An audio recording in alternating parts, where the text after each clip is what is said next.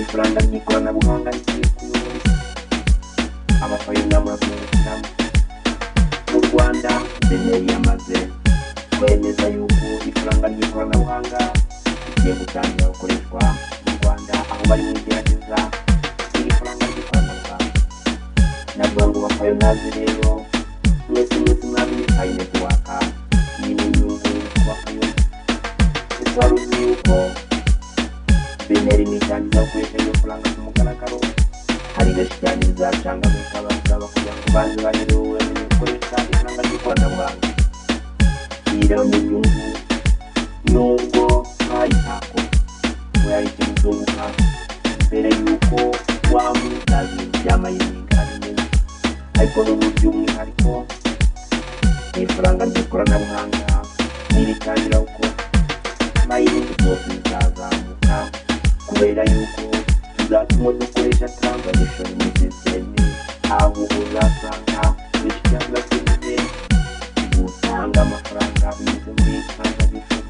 Aha rero bizatuma Pi, Bitcoin, Ethereum, Binance ntibyakira ku muvuduko mwinshi cyane, kubera ko haza abantu bakora transaction ku buryo bwihuse cyane.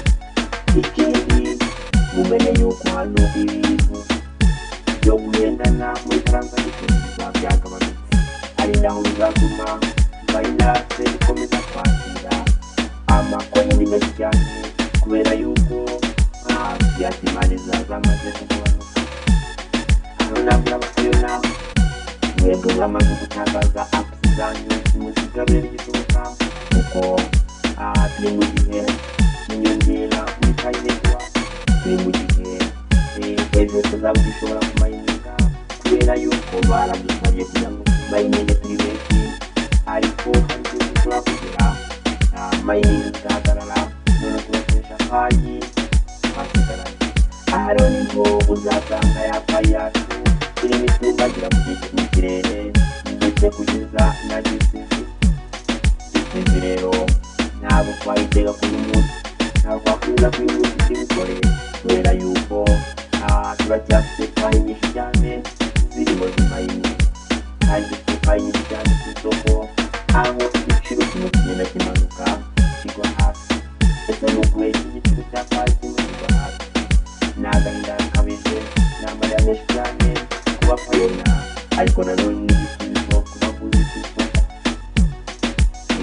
Hari benshi cyane bifuza yuko igiciro cya Pi cyaguma hano hasi kugira ngo bakomeze bagure amaPi bayatekinge mu mawallet yabo. Ese wowe waba uri mu bitekerezo nk'iki?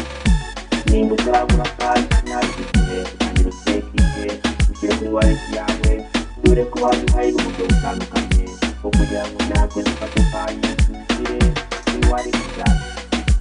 Ibyo turabisanga muri Pi browser, aho ugenda ukinjira muri wallet ugasanga baguhaye uburyo bwo gukura ukoresheje OnRamp. Murabyibuka yuko OnRamp ni uburyo bwaje kugira ngo budufashe kugura Pi natwe tuzishyire ku mawallet yacu, hanyuma dutangiye twiyukire Pi twongere dufite, kugira ngo muri time yica zizaba zamaze kuzamuka natwe tuzabashe kuyisubiza ku bukire. Twirinde rero ubujiji, twirinde kumva yuko Pi zatangiye kwamayininga, ahubwo tugerageze twongere kwamayininga kugira ngo tubashe kuzamura tugeze ku giciro umuntu wese yifuza.